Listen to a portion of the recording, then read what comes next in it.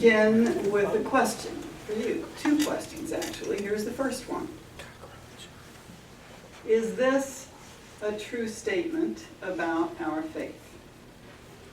The purpose of religion is to make people good. No. No? Disagreement? Why? Why isn't it true? Briefly. You don't have to talk a long It's time. not on our own that we can make ourselves good. Well, it says To know Jesus. the purpose of religion is to make people good. Leaves out Jesus. Leaves out Jesus. Anyone else? All right. Let's try. Concerns our relationship with God. Say it again.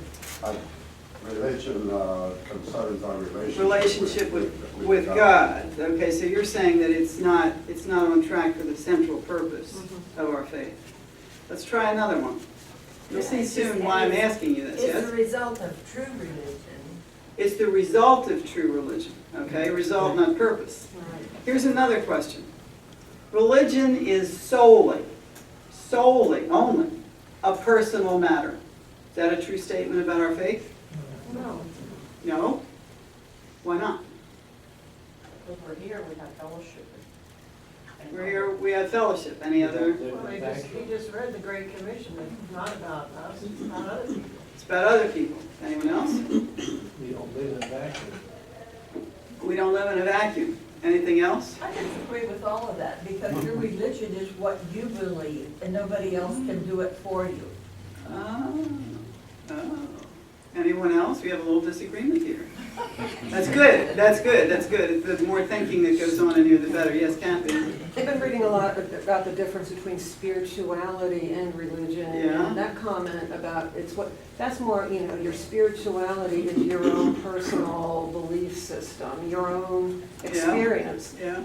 But religion is the public working it out. Religion is the public working it out. All right, Florence? Well, I would just make the point that I think the personal is more than just individual. It includes group personality. You're trying to have it both ways, Florence. Okay. Actually, I just want to say this. I'm not expanding on this now. You see why I asked this. It is interesting to me, though, that in all the comments I've heard about this one, there's one word that's pretty significant that I haven't heard uttered. You can be thinking about what that word is that no one has said when they respond. What? Truth? God. What about the word church? Well, when you talk about religion, that can be any number of things. Yes, I understand that, but I'm asking you if this is a true statement about our faith. Oh, you didn't That's say my our. question. I did. Yes, We're talking about our faith here. I'm not talking here about religion in general, except. I thought you were. Well, you didn't No, say that. no. Our problem here is our own faith. You'll see what I mean as I go on. Those two statements, I asked you if they were true about our faith. I bring them up because those two statements, both of them, characterize the beliefs of 18 to 23-year-olds who have been raised in the church as discovered by the sociologist Christian Smith in his two very significant studies.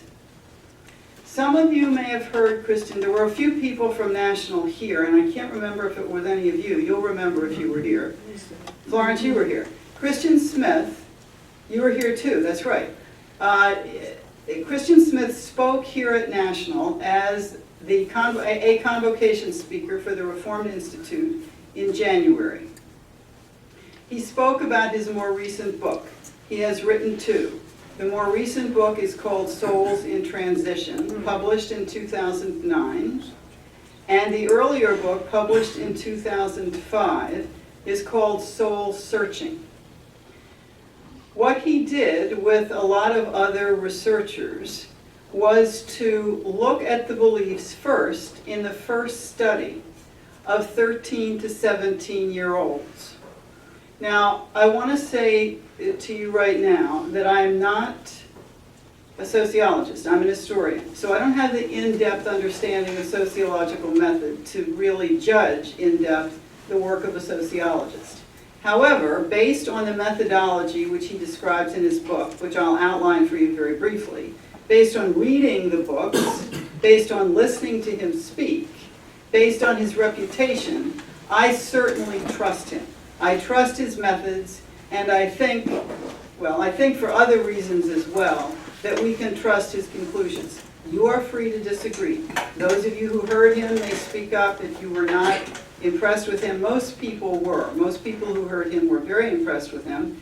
He is, I will also say, a committed Christian himself. This topic that he is studying, he's an academic. He's been a professor at Notre Dame. He's a professor at Notre Dame now. He was at North Carolina before. He's an academic. He uses all the rigorous academic methods, but this is not just of academic interest to him. I know that because, one second, let me just finish this. Those of us who are on the board, National is a sponsoring church of the Reformed Institute, so Junior and I are on the board. And I was at dinner with him the night before, and we had a little bit of a chance for conversation. And his Christian faith very much shone through the conversation that we had with him. Yeah, John, you had your hand up. Well, I'm just still back to the question of whether I was here. You see the middle-aged man who spoke down in Stone Hall and had done a lot of empirical studies and was reporting out his findings from that. He did a PowerPoint presentation, Correct. best use of PowerPoint I've ever seen. But it was Middle-aged, he seems young to me, but maybe. I was afraid when I said that maybe I was, but it was a Stone Hall, right? It was in Stonewall in January, yes. There were two speakers. Yes. He was the younger of the two speakers, I think. I remember. And his empirical research are these two sociological studies, although there's a sense, as I'll show you in a minute, there's a sense in which you can say they're all one big study. Let me briefly tell you what he did, how he did this. He began in 2002 with something over 3,200 13 to 17-year-olds. He and the people who researched with him did telephone interviews with the kids and with their parents. The average age of the interview with the young people was 52 minutes, 30 minutes with the parents, average length of time. Did I say age? I didn't mean age. Average length of time, 52 minutes, average length of time with the parents, 30 minutes. He then did, he and the other researchers, 267 in-depth personal interviews, meeting with 267 people, tried to get a diversified sample. He published his book about the religious beliefs of 13 to 17-year-olds in 2005. Meantime, he continued his research with the same group of young people. He did a telephone survey in 2005 and re-interviewed personally 122. He and the researchers attempted over this period of time to keep up with these young people as much as they possibly could. In 2007, they began another series of telephone interviews with most of the same 3,200 kids, now young adults, and did in-depth personal interviews of 230 of them. He published his book about the beliefs of 18 to 23-year-olds in 2009, Souls in Transition. Now, I would like to, all of you can read these books if you're interested in reading the books, but I would like to summarize for you what I'm using his summary, of course, what he called the creed of these people. And I will say that it's fair enough to give one summary because he says that the beliefs did not change much. There was one kind of change, which I'll get to in a minute, but basically the content of these young people's beliefs didn't change very much in this period of time, between the time when they were 13 to 17 and the time when they were 18 to 23. Now mind you, these are kids raised in the church. He divides them for purposes of analysis, one analysis I'll mention very briefly, into the 6 major religious categories in the United States. Mainline Protestant, conservative evangelical Protestant, Black Protestant, Mormon, Roman Catholic, and Jewish. Here is a statement of the creed of this group of people. God exists. He created the world, but doesn't interfere in it, except to solve your problems. The purpose of religion is to make people good. God wants people to be good, nice, and fair to each other, as taught in the Bible and world religions. The goal of life is to be happy and feel good about yourself. Good people go to heaven when they die. Those are the main tenets. That's what he found in all of his interviews and conversations. He summarized this in a shorthand form with the same words that I used for the title of my 2 lessons. Moralistic Therapeutic Deism. The moralistic because of the emphasis on the purpose of religion is to make people good, moralism. Therapeutic because the purpose of life is to be happy and feel good about yourself. And by the way, you get into the deism, yes, there is a God who created the world, but this comes back to the therapy. His purpose right now is to solve your problems.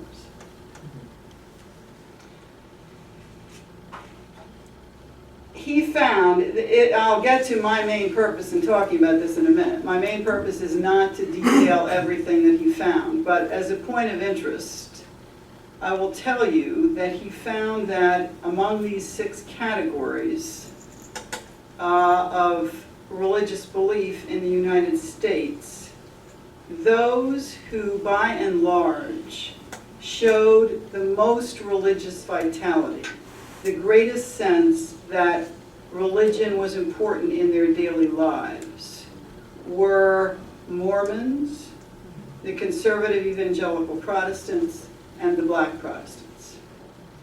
Less vitality, less importance in daily lives, mainline Protestants, Roman Catholics, and Jews.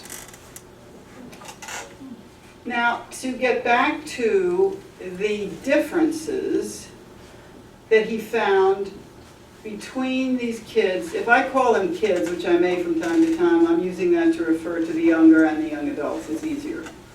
But the difference, as I said already, the difference in the content, the creed that I just read you, was not great. The major difference that he found was what he called dilution at the margins. In other words, those who had been more intense, more committed to their faith in the earlier period, had become more so. He found a greater sense of commitment, a greater sense of vitality. On the other end of the spectrum, he found that where there had been hostility before, the hostility had increased. Hostility to religion, I should say. The hostility to religion had increased. So that there was this kind of variation that he noted as a difference between these people when they were a little older than when they were younger. He hypothesized about why this was. And one of the hypotheses brings me to my purpose in talking about this. And you can disagree if you think it's a valid purpose, but unless you get up and leave, you're going to have to listen to me talk about it anyway. One of the reasons why he thought there was this difference was simply, I mean, it's pretty obvious, they have more life experience, so there's going to be some changes. The other reason is that as they got older, there was less proximity to their parents. So there could be a variation on what they thought based on that. That brings me to the point and the purpose. Now, there are all kinds of good reasons for studying Christian Smith's studies and considering them in the church. But I'll tell you what mine is in a minute. The question of the parents. What we're dealing with here, and he makes this very, very clear in both books. What we are dealing with here is what these kids learned in their churches from their preachers and teachers in their churches, and from their parents. They were not rebellious. Very, very, very little rebellion that he found. There's a saying, an idea that I've heard in various church meetings, Reformed Institute, not necessarily here, that drives me crazy. It's not just in the church, but it's other places. And that is that somehow teenagers are some other group, that they're different. They're hormone-filled, and they behave very strangely, and they're rebellious, and they're weird, and how can we possibly really understand them and relate to them? And you must have some special expertise, or you must be young like they are to understand them, and close to the hormone. That is nonsense, utter nonsense. Kids, I learned this in 27 years of teaching all ages of high school kids. They want to respect adults. They want to trust them. They test, of course, but they will follow what you think. They will follow your ideas. They will listen. They are not a breed apart. And he found that to be the case in his work.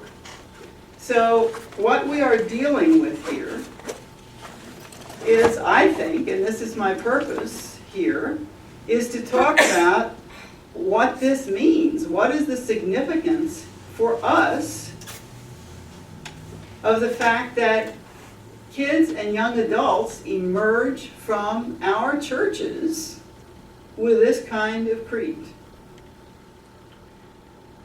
I will say right off the bat, and before I continue, after I say this, I will ask you if you have any comments at this point before I go further.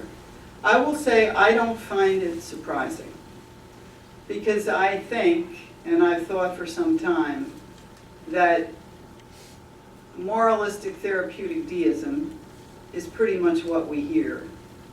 And here's what we have to ask ourselves. Do we ourselves have tacit assumptions based on it? I mean, this is not, let's blame somebody else here. I mean, we have to look at ourselves, I think. My experience of the church, well, I'll tell you what it is. I mean, I'm making judgments here.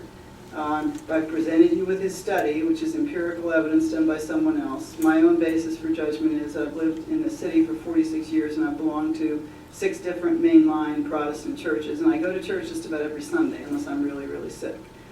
I belong to National since 2002. With respect to the Reformed Institute, I do get around a little bit, going to meetings where I meet other people in the Presbytery, and I've taught in other churches in the Presbytery a little bit for the Reformed Institute, and I go to church in those churches when I teach on Sunday morning. So I've had some, not great, but some exposure to other Presbyterian churches in our Presbytery in recent years.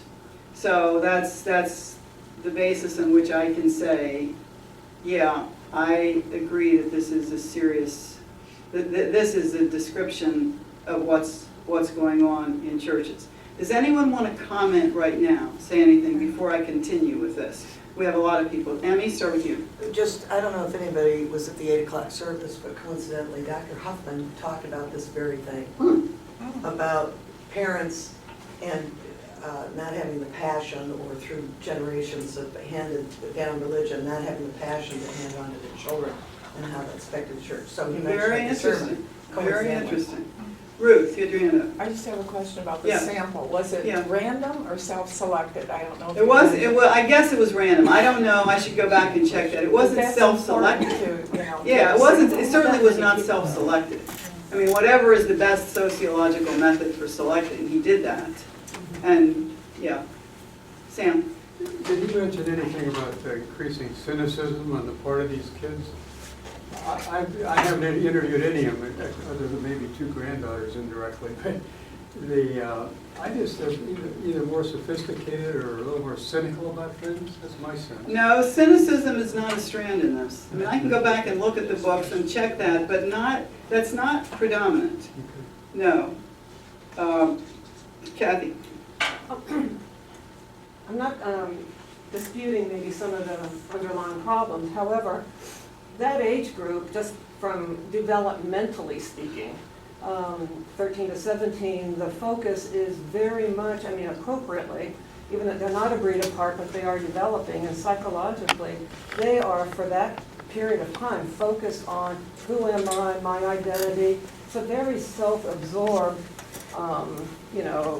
state of development, where they're thinking of God in very personal, therapeutic, helping me through my life.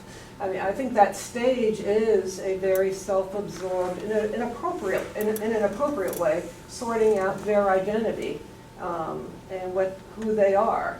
And also, there's a lot of, I don't know if you refer to Richard Fowler, the stages of religious development, where you go through that sort of stage of,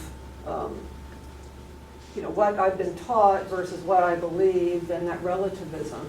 So I think developmentally, there's a lot going on at that stage as well. I have no doubt, but remember, please, that he also studied 18 to 20. He studied them when they were older. Right. And we don't see any change in the substance. Glenn?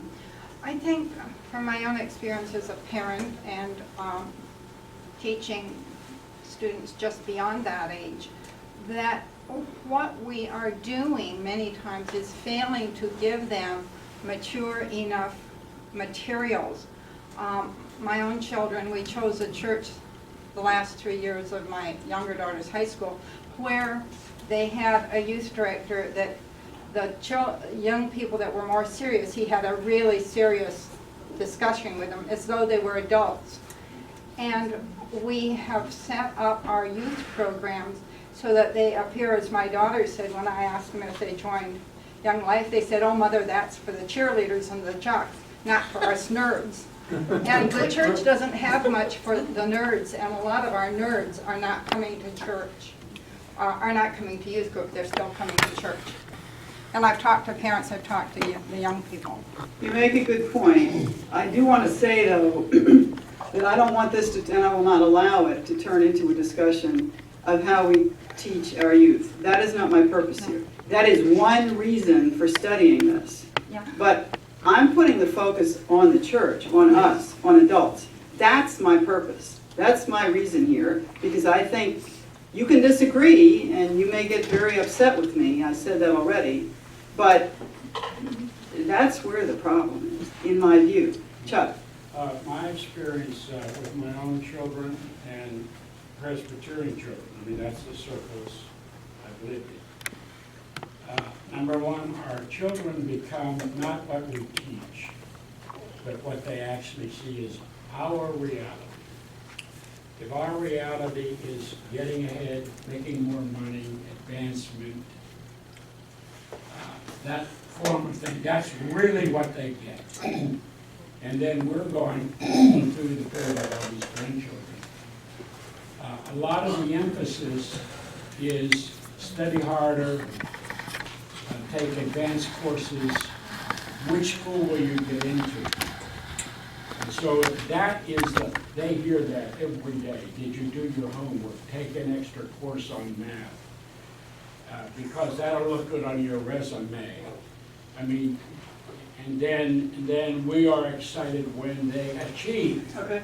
So, oh, you achieved, you won, you got the scholarship, you are captain of the cheerleaders, or whatever. And that seems to be, seems to be what children see and they're likely to become. Culturally, they're going to follow that culture more than what they're hearing on Sunday. Okay. I agree with you. I am focusing, though, on what they hear on Sunday mornings, because I think there's a serious problem there. Although that connects with what adults do day to day during the week, what adults do, what they say. I don't want to make a great big distinction there. But I'm not making a distinction either. No, I know you're not. Because when they come to church, the person who went to Yale, everyone crowds around. Right. If you end up at Nova, oh, you're at Nova. The same values pertain there. Now, what I want to do, there's many ways to do this, but I want to take up these three terms one at a time, starting with the moralistic. And I want to ask three questions about each one of them. I will not get to the deism until next week, and whether we're finished with therapeutic is unclear at this point. But I want to review what these kids think with respect to this, then what is wrong with it from the point of view of the faith, and then why are they learning it that way in our churches and from their parents. Again, as Chuck said, you can't draw a clear line here because the parents go to church on Sunday and they live with the kids in the week. But I want to talk about the content. The content, what is preached, what is taught, what is discussed, what is thought about, and what people are engaged with, the material people are engaged with if they are church members. All right, beginning with this moralism, I already said, they believe that the purpose of religion is to make people good. Now you've got one big question right there, of course, which is what do they mean by good, right? Doesn't that question immediately occur? What does that mean?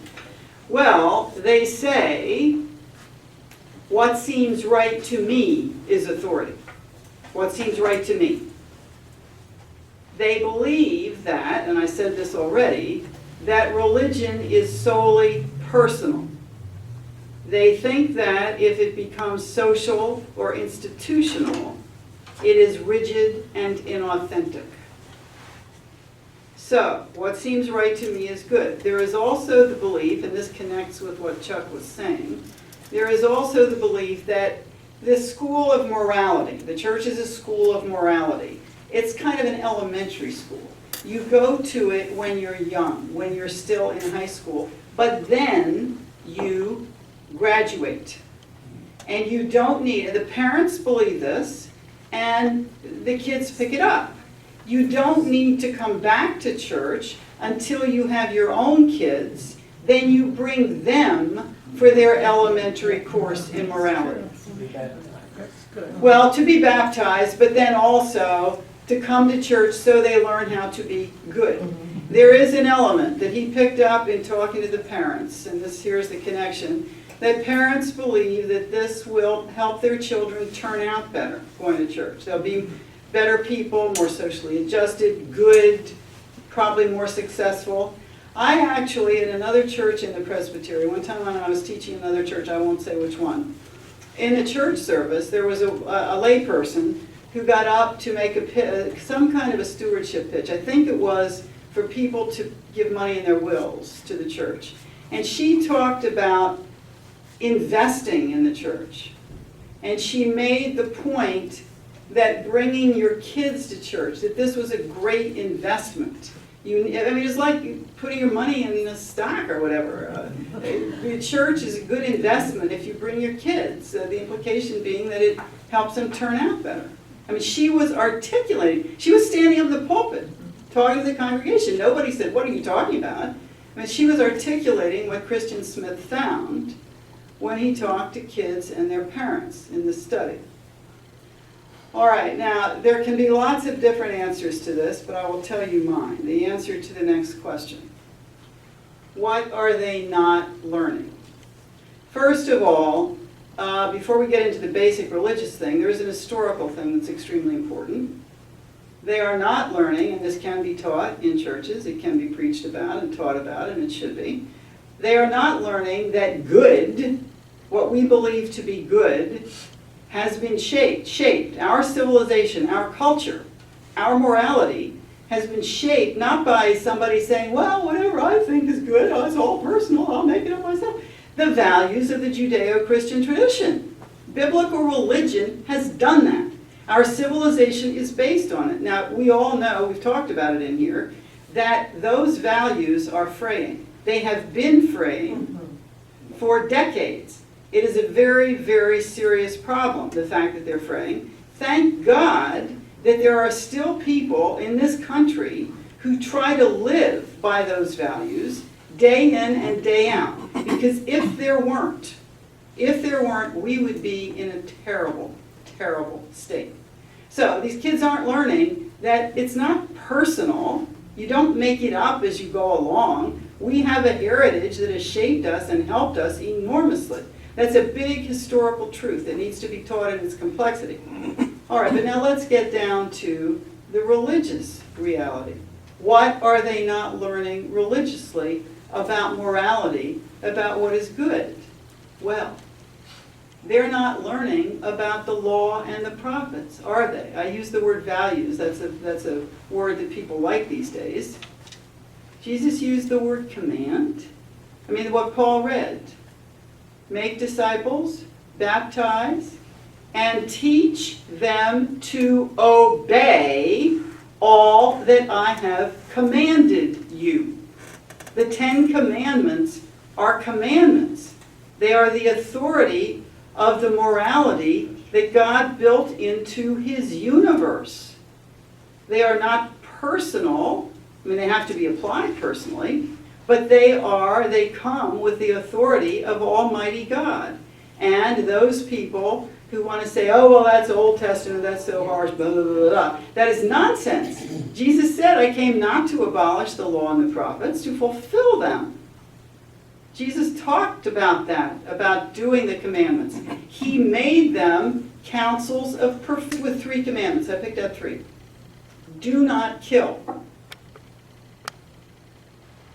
In the 20th century, I think I've said this in here before, in the 20th century, human beings, seriously because you ignore it, the difference that can be made in the way people think, feel, pray, act, what they decide to do with their time, the organizations they join, the letters they write, what they decide to do with their vocation, all kinds of things, innumerable things. The difference between ignoring it and having it laid on our consciences over and over. It's there. Why do we ignore it? When people are being killed, now you can say, and we do, well, I don't do it. I've never had a car crash. I've never killed anybody in a car crash. I mean, I haven't been in battle. I haven't killed anybody. That misses the point, doesn't it? We're part of a culture that does these things. Yes? My wife told me to keep my mouth shut today. That's all right, Jerry. Please speak right up. Keep in mind that sociologically, and as a sociology major in college, all of these statistics are arguable. Yes. But we were taught in seminary that your congregation hears only about 10% of what you say from the pulpit. That's the first problem we have in the church. That people expect to get all they need from a sermon. You don't. And my second point is this business of killing. Christ went on to say, if you even have the thought in your mind, yes, it is as bad, it is the same thing as doing it. Yes. We don't seem to pay much attention to that. That's right. Enough said. Keep my mouth shut. Yes, I mean. Does that include, and if your talk today is on that one commandment, I think that'd be a fabulous thing to have a whole class on that commandment. And the deacons at the combined prayer service of the elders and the deacons have been giving talks, right, I know. which is right. the first step. You're right, absolutely right. Right. But my only comment is there's a lot of facts and discussion that can be held on that subject, Sure. including the tens of millions that have been killed through abortion. Absolutely, I put abortion in there, absolutely. I didn't mention it, but no, I didn't say it, but I'm not trying, my whole talk is not on this, I'm trying to give illustrations, but I absolutely agree with you. I think more than one class, lots more. Okay, another commandment, adultery. Now, let's not be narrow about this. I mean, I've taught on this about marriage and wrestlers. I mean, the whole thing about adultery, the point of that is the importance, it's written into God's universe, the importance of committed, faithful relationships. They are part of what makes a society stable. They are part of what enables kids to grow up without being terribly wounded, terribly hurt. It is fine. It is fine that we worry about homosexual marriage. But that's a tiny, tiny bit of this problem. Where was the church preaching intelligently, speaking intelligently and sensitively about this commandment in the years since 1960? This whole thing started in the 20s, but it went, big time since the 60s, when marriage became defined, as it pretty much is now in our culture, as optional. Sure, if you want to get married, that's fine, but you can have just as good of a relationship without it. That is a supreme violation of this commandment, and the point about the commandment is that, as I've said this so many times, the Bible describes reality. It's not something out here, oh, you have to be different and do it. The Bible's talking about what reality is like. If you don't obey the commandments, you break yourself. The society breaks itself. And society is breaking itself up now because of this view of marriage that has become so pervasive. I just want to say one other thing. When I taught before, I don't remember the statistics now, but I told you it's demonstrable. This is true of whites, but in our country, in the African American community, it's even stronger, where kids are being raised by single parents, and it leads in great numbers to poverty, extreme poverty, and with kids to juvenile delinquency and lives of crime. I mean, that's because there is not the stability of the kind of marriage that is encapsulated in this commandment about adultery. Yes, ma'am? Well, we have the church even wanting to take fidelity and chastity out of the order. Right. We're pushed against that. Also, I don't think there's enough emphasis in the church about what is a committed marriage. No, I agree with you. We had some classes on commitment marriage, but I don't know where they've gone. We don't have them now. So it's kind of like it's loose ends. Right, exactly. And the loose ends, the fidelity and chastity, I mean, that's a big push because of the homosexual issue. Right. Which, I'm not saying there's anything wrong with that, but all this has happened, as you're saying, because people have let the whole thing go, the big picture, which has to do with the vast majority of people who are heterosexuals and who are living, the culture is being shaped according to a different kind of view, which is hurtful to human beings. And yet the church has been, by and large, I think, as far as I've been able to see, silent about this, just simply gone along with cultural norms. Emmy? I would agree with you, but you say the homosexuality issue is tiny. 2 points. It's tiny, but it is sucking up an enormous amount of energy out of the church. That's number one. I know That's that. number one. I know that. Number two, if your premise is that the reason we're in this situation on people, moral relativism, the whole purpose of the commandments is that there is a unity and a consistency on how you define these issues. What does it mean to kill or not kill? Sure. What is a marriage? And if the church can't definitively, categorically define that a marriage is between a man and a woman, which, by the way, marriage transcends just something from Western Judeo-Christian culture. Every culture throughout history pretty much has marriage between a man and a woman. So if you're teaching the commandments and you can't define what it means, what's the point? Right. Well, at any rate, yes, go ahead. That's true, and I agree with you. The problem is, the church does not want to lose disciples. Consequently, we fear it all. Okay. Isn't it all nice? You are. If we be specific, we follow the rules, the church, which is now appearance, anyway, because we don't have any consequences, we need to be less, because people irritated with their hearing. You are anticipating the next part of what I'm going to do. The therapeutic, very, very good. We'll get to it. What you're talking about applies to that. Yes, go ahead. I want to say one thing about the whole subject of commandments. Yes. My perception as a Christian educator who's been doing this for 50-some years now, is that, and particularly in some churches, one of which we were a part, where Mary was not the pastor. I was on a Christian education committee, and they did not, and we were encouraging parents and adults to come to classes on Sunday morning. And I was the one who got up and made the announcement, and I said, you need to do this, you need to do this for your children and so forth. After which the pastor said to me, well, now you've laid a guilt trip on them, what are you going to do about it? You're getting into the same thing, how people feel about this and being afraid of their reactions. I'm going to come to it. Emmy said all the energy that's put into this, there might be a sense in which that energy is falling into a vacuum because all the rest of this hasn't been there, and the kids have not heard it. The kids haven't heard it because we haven't heard it, and we haven't pressed to have it taught. Yes, sir? It's there, they've heard about it, they go in with their life. It's around, it's just surrounding it. What is surrounding them?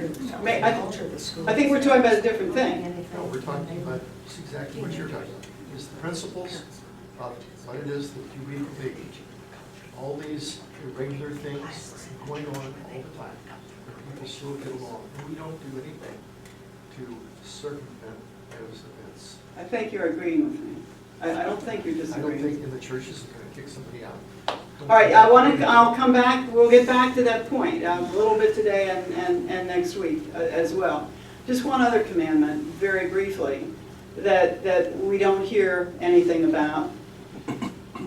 Do not covet, do not want what belongs to someone else. Here in, Steve's smiling already. You know what I'm going to say. I mean, here in the United States, we've created an economy and a culture in total disobedience to that, based around coveting, based around wanting more, based around wanting what other people have. That's why Totally they kill, that's why there's adultery. All right, now we do have, I'm afraid we have a serious disagreement here. Emmy has just said she disagrees. People in business, many people, if you talk to small business owners, if you talk to entrepreneurs, the uniqueness of the American system of free markets and free enterprise, because you have greed in every culture, greed for power, greed to hurt other people, greed to accumulate. But what is unique about this system is it attracts people from all backgrounds with very little offer other than their creative genius that the Lord has blessed them with, and the opportunity to create goods and services. If you ask any small business person, 9 times out of 10, of course there are people who want to make money, they want to provide for their families, but they want to earn success. Money happens to be one particular measurement of that. Emmy, you and I, you always do this when you and I argue. You think that I'm attacking the capitalist system. I am not. I am not saying that. I'm not a socialist. No. I'm not attacking that. I'm not attacking money. We are talking about two different things. We are talking about Christian attitudes towards money, towards possessions, and not about whether or not you think that somehow the system is wrong. But not everybody does that, is my point. Covetousness, where people are getting more money or earning more money, is also a process of creating, providing goods and services, and that's what motivates a lot of people. No. It's a broad generalization to say it's all covetousness. I'm not saying it's, I don't want to stop here too long. Maybe I'll try to refine this for next time. We're not talking about the same thing. It is two different things. Covetousness is different from what you're talking about. Glenna. I think we can covet many things other than money.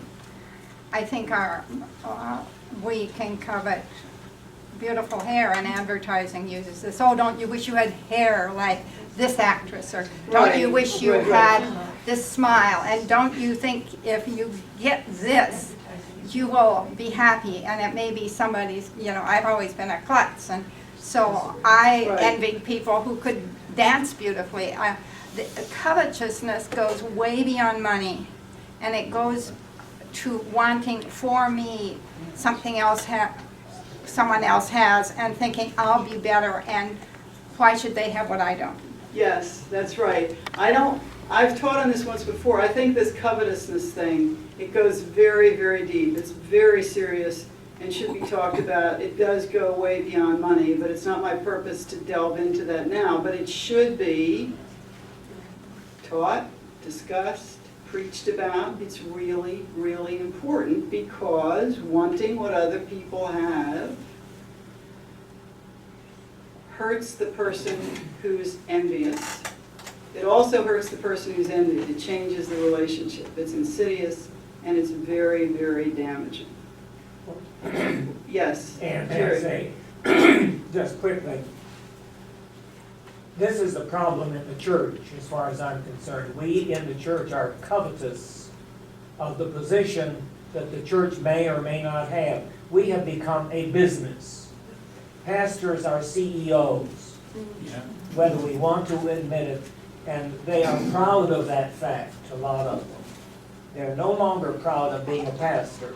They're proud of being CEOs, and the important thing is to make sure that we reap a profit. And you're saying they're coveting They're position, coveting the same power. Same thing that General Motors does, Right, that right. any other organization. We want to be successful. That's a good point. In what way? Right. Chuck? I don't want the preachers to take over this morning. But I want to get back to the overall theme that Right. the church, we the church, need to teach morality. That means the law, the prophets, and what Jesus said. But it must be more than moralism.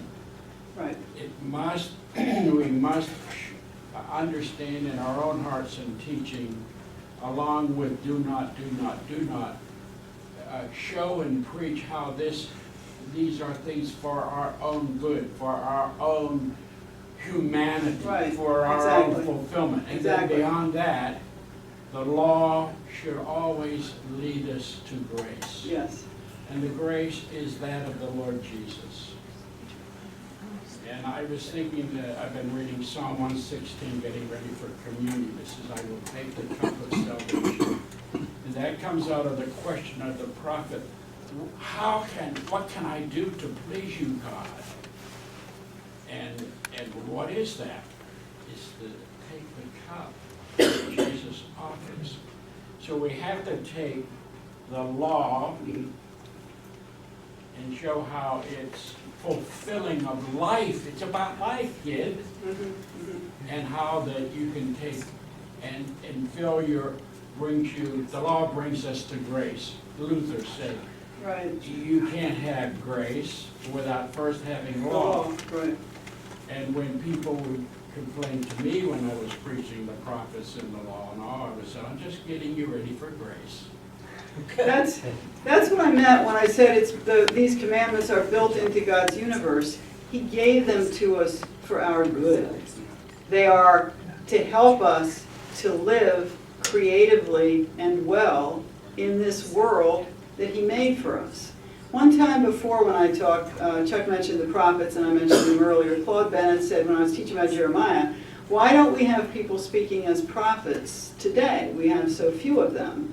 And I think, mulling this over, I think one answer is that we don't have very intelligent, sensitive, imaginative teaching about the biblical prophets that shows us, Jeremiah I've studied in depth, the others not as much, but some. And if you think about it carefully and you look at them in their context, you can see how what they did and what they said can be significant in our own context. And you have to think some. You have to read and ponder and think and pray. But they're there to help us. They're not just, old historical artifacts. It's like people, I honestly think that a lot of this stuff isn't taught because people don't have confidence in the Bible, that it is reality and it has something to say to us. I will leave the moralism aspect for now, unless someone wants to make another observation about it, and we'll start on the therapeutic aspect. Sam? The principle of the greater good, and who makes that decision, but you talk about killing in our army versus not having an army. I think if you follow it without admitting to a greater good, we'll be a country of pacifists. And we have to have some way to protect our everything, our church, our way of life, our moral system. It's probably the worst solution, but what other choice do you have? I didn't say we didn't. And also, as far as running a church as a CEO, I've always had an interest in that subject, the psychology of who's running the place. Unless you want to limit the size of the church, you're into we're a very complex operation, which we're struggling with right now in our church. So, I mean, there's so many greater good concepts here, you know, and I don't know who makes those great decisions. Well, again, we do have serious disagreements here, which is good. I'm glad that they're surfacing. I don't know that I define it as greater good. That's a question right there. What you said about the Army leaves still standing what I said, and there's a whole area there to be explored. And maybe we'll get a little bit more into this question of the image of the pastor as we continue. Emmy? You're very kind to take so many questions, particularly somebody on this side of the fence. I appreciate that. It just goes to the very heart of what you're saying. If there is this moral relativism and there is not unanimity here, it's not only people may not have confidence in the Bible, it's maybe they don't have confidence in their understanding of what the Bible says. If you cannot get a unanimity here in terms of what our faith is, specifically. And with people, you said you've been to 6 different churches, and there's a lot of movement. I mean, if you're a Catholic and you leave the church because Catholics feel they are the one true church, you leave the Catholic Church. If you leave the Presbyterian USA, you can go to Presbyterian of America, you can go to Episcopal, you can go to Methodist, you can go to Lutheran. That's an interesting subject to explore in and of itself. But what does it mean about our faith if we can't say definitively, declaratively, what it is we believe?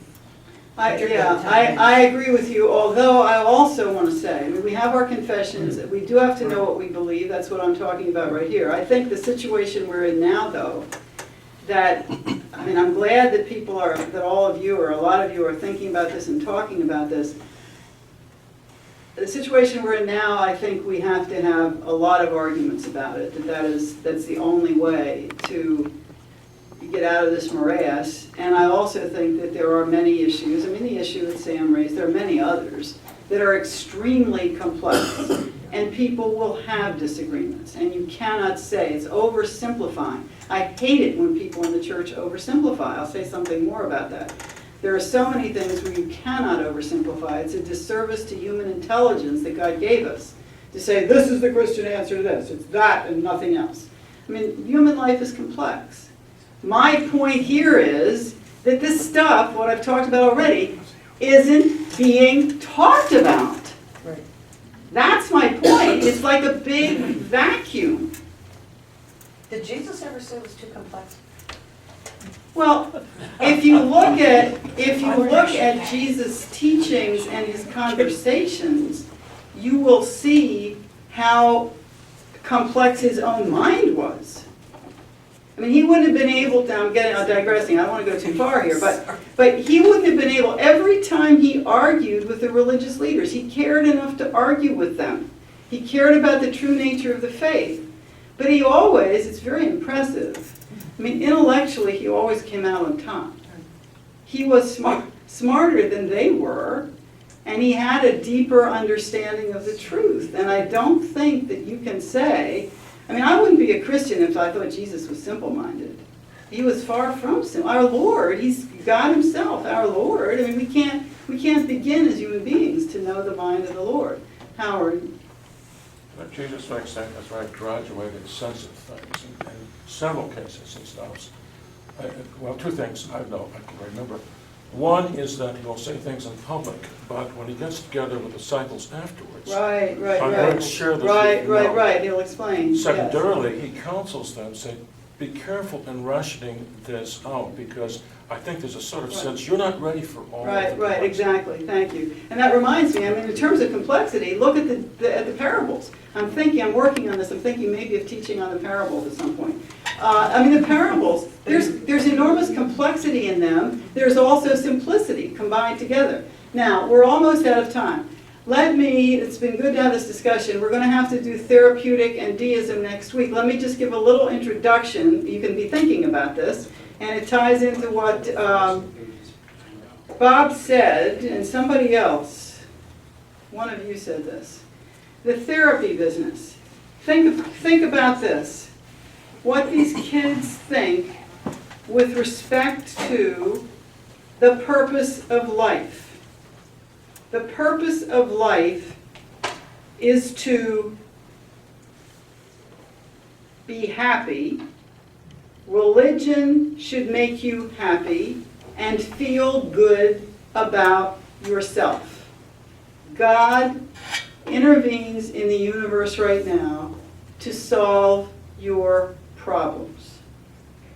Christian Smith says in his book that he believes that religion has become a giant therapeutic machine, that the church, the Christian church, has made religion into a giant therapeutic machine. I want to talk next week about what is left out of that, and then again, and you can be thinking about this, what is left out, and then again, why it's left out. One of the things, which ties into what has already been, a couple of you have said, one of the things that is part of this giant therapeutic machine, I think, is our tacit assumption that, and this is not kids, this is adults, that we must be comfortable in church. The word comfortable is used, I mean, that's not just the church, that's the whole culture. You know, oh, I don't feel comfortable about that. That makes me uncomfortable. If it makes you uncomfortable, it is, by its nature, bad. And so the goal is to feel comfortable in church, and things will not be talked about if they have the potential to make people uncomfortable. And by extension, Bob, you were saying this, then they might decide to leave if they feel uncomfortable. So, we need to talk about that whole question next week. What is left out of the therapeutic view, and then the question of the deism. What is the content of their deism? What is left out of it? Obviously, as someone said earlier, I think, Jesus is entirely left out. There is no mention of that in what the kids had to say. Christian Smith noted that in terms of authority, in terms of the way one orients one's life, that in his whole 3,200 plus sample, there were only 2 who, in talking to him, used the phrase, kingdom of God. Now, that was Jesus' main subject. The kingdom of God was the focus of his teaching. So, I leave it with you as I leave it with myself. What is our responsibility in this situation? Do we have one? If so, what is it? How do we carry it out? And we will talk more about this next week. Do we have any more time for any more comments, Paul, or we're quitting now for sure? We have about 5 minutes. 5 minutes, okay. Do you all have more comments that you want to make? If you don't, I'll use the 5 minutes to start on the therapeutic part.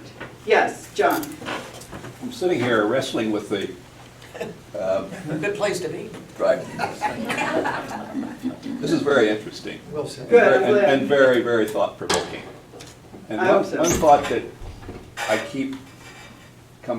that keeps coming in my mind is, you started with some views of these age groups. Right? And my question is the criticism, so to speak, of those views a matter of them being inherently wrong or simply incomplete and not developed? You're asking me that? Yes.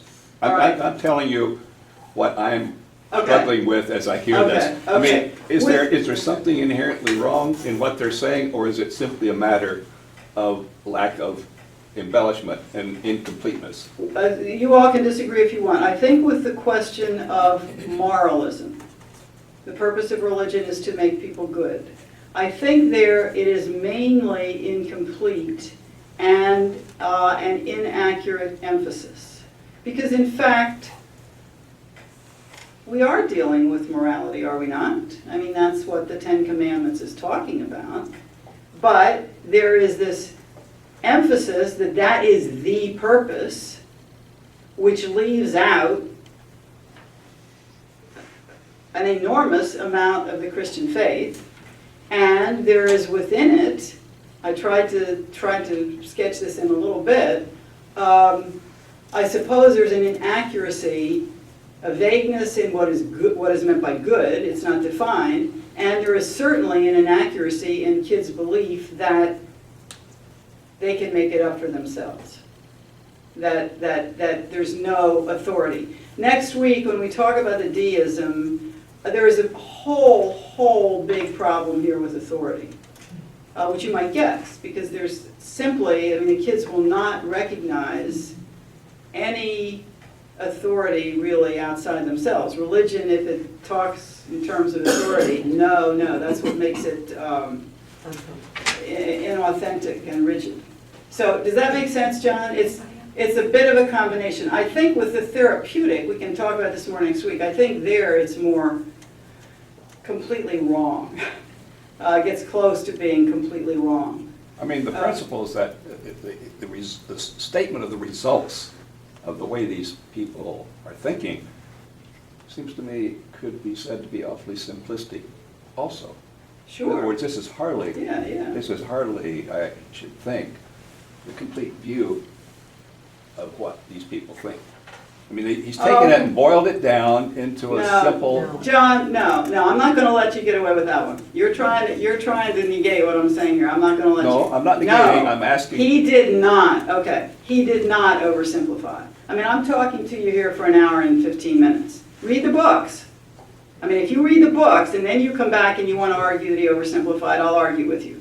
But no, I mean, and I'm trying, part of my purpose here is to give you more of the nuances, point out what is not in here, and tell you what he didn't hear anything of.